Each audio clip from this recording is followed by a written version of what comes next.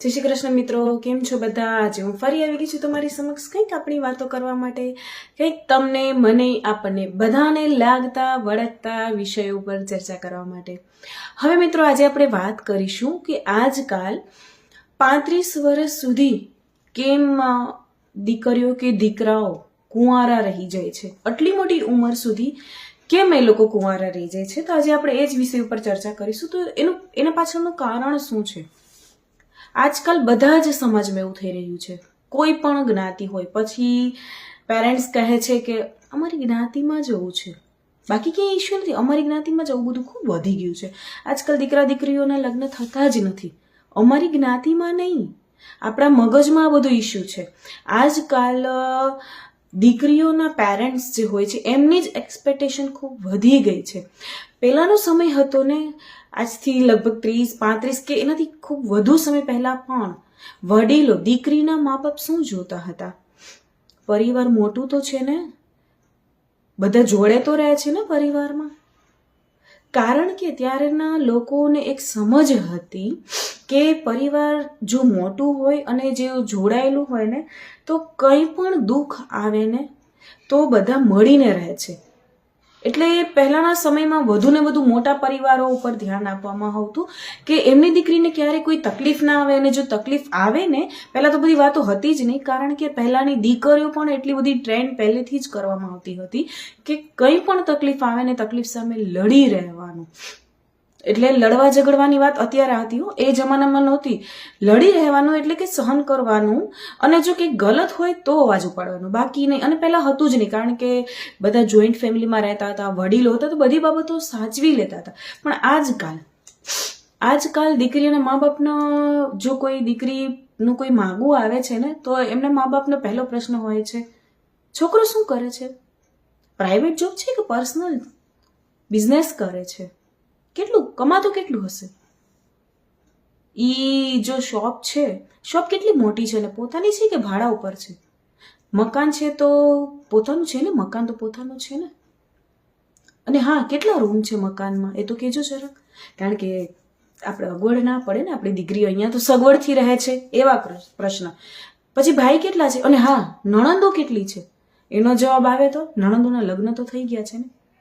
અને એ બધું નહીં, સાસુનો સ્વભાવ કેવો છે જો યાર. દીકરો તો છે ને એ તો ઓફિસે વયો જશે જમાઈ તો, પણ રહેવું તો એનો આખી જિંદગી સાસુ જોડે છે ને, તો એ બરાબર હોવી જોઈએ.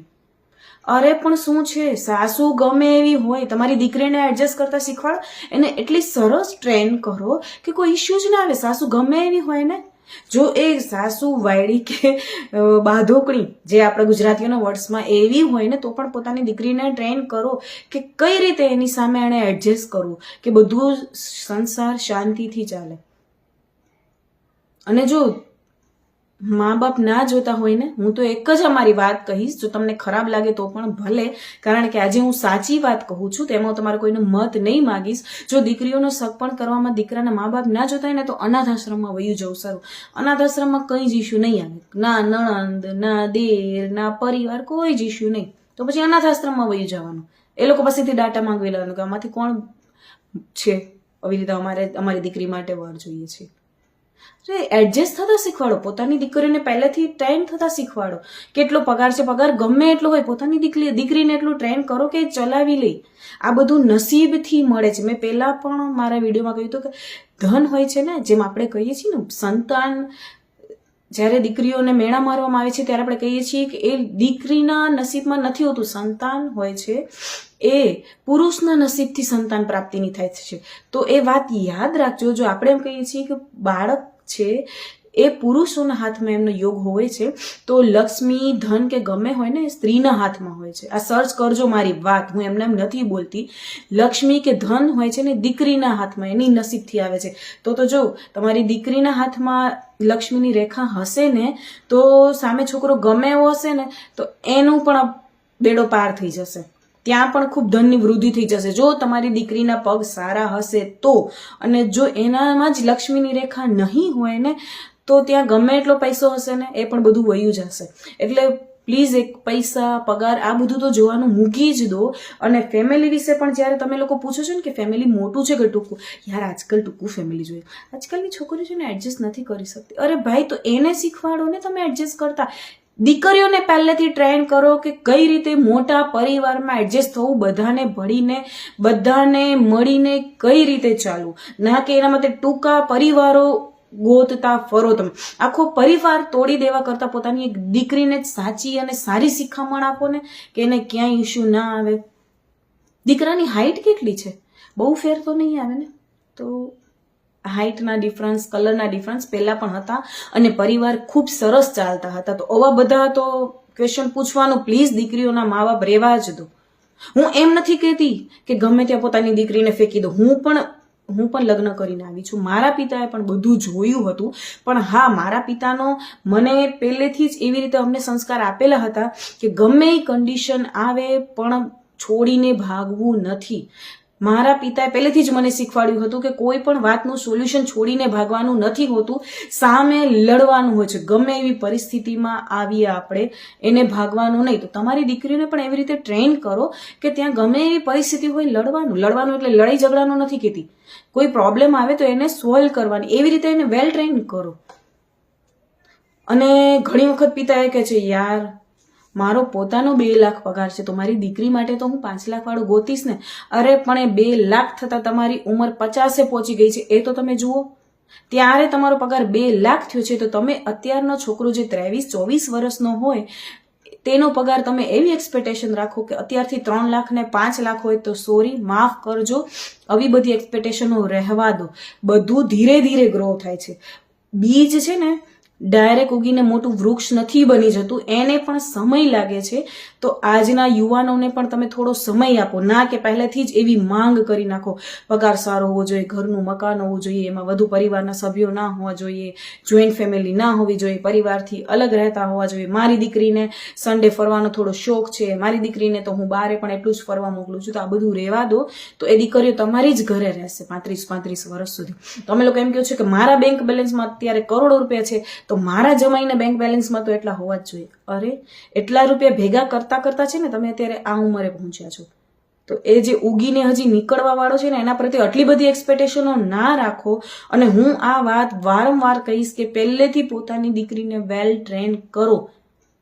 દીકરીઓ બધાને વાલી જ હોય છે, બધા માતા પિતાને વાલી જ હોય છે, પણ છતાં એને ટ્રેન આપણે જ કરવાની હોય છે, મા બાપે જ કરવાની હોય છે. કે કોઈ પણ તકલીફ આવે એને બધી રીતે ટ્રેન કરો કે બધામાં ઊભી રહે અડીખમ રીતે. ના કે બાપ વાતમાં ફોન કરે માતા પિતાને કે આવું થયું આ થયું, એવી રીતે ટ્રેન ના કરો.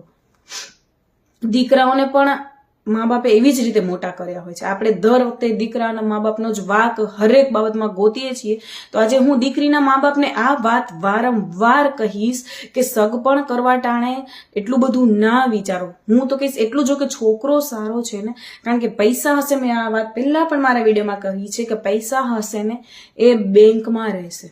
જો તમારી દીકરીને કોઈ દુઃખ આવશે ને તો તમારો જમાઈ સારો હશે ને વ્યવસ્થિત હશે તો તેના ખભે એ માથું રાખીને રોઈ શકશે. ના કે પૈસા કે બેંક બેલેન્સ કે સેલેરીને હગ કરીને રડશે. ભૂલી જજો. અને આ મારી વાત યાદ રાખજો કે હંમેશા દીકરો સારો ગોતો, સામેનું પાત્ર સારું હોય, ઓનેસ્ટ હોય અને એ એવો ગોતો કે પથ્થરમાંથી પણ પૈસા કાઢી આવે. મહેનતું ગોતો, ના કે પહેલેથી જેટલા ઊંચા પગારવાળો ગોતો પછી એટલા મળે નહીં. અને દીકરીઓની ઉંમર ધીરે ધીરે 30-35 વળી જાય છે અને ના છૂટકે પછી ઘણા મા બાપે, મારી સામેના કિસ્સા છે એટલે હું કહું છું કે ઘણા પેરેન્ટ્સ પછી તો એટલું બધું લેટ ગો કરી દે છે કે પછી દીકરીને પણ રડવાનો વારો આવે છે કે હવે આટલું બધું મારે એડજસ્ટ કરવું પડશે. પછી એ 30-35 વર્ષની ઉંમરે ઘણી બધી બાબતોને લેટ ગો કરીને છેવટે એમને જે મળે એવી રીતે પરણાવી પડે છે. તો દીકરીઓના મા બાપને હું રિક્વેસ્ટ કરીશ કે જેટલું જરૂર છે એટલી જ એક્સપેક્ટેશનો રાખો. પોતાની દીકરીને પણ થોડી સારી રીતે ટ્રેન કરો કે બધું એડજસ્ટ કરી શકે. એટલી બધી એક્સપેક્ટેશનો ના રાખો કે તમારી દીકરીની ઉંમર 35 પણ વટાવી જાય અને પછી તેના માટે કોઈ જ સંબંધ ના મળે. 19-20 બધે જ હોય છે. પરફેક્ટ ક્યારેય કંઈ જ મળતું જ નથી, એ યાદ રાખજો. પછી તે કલર હોય, હાઇટ હોય કે સેલરી હોય કે પરિવાર હોય, બધામાં 19-20 ચલાવવું જ પડે છે. હવે મારો આ વિડીયો કેવો લાગ્યો ને જો એગ્રી હોવ અથવા તો તમારા મગજમાં બીજો કોઈ વિચાર હોય તો પ્લીઝ મારો વિડીયો ઓપન કરજો. નીચે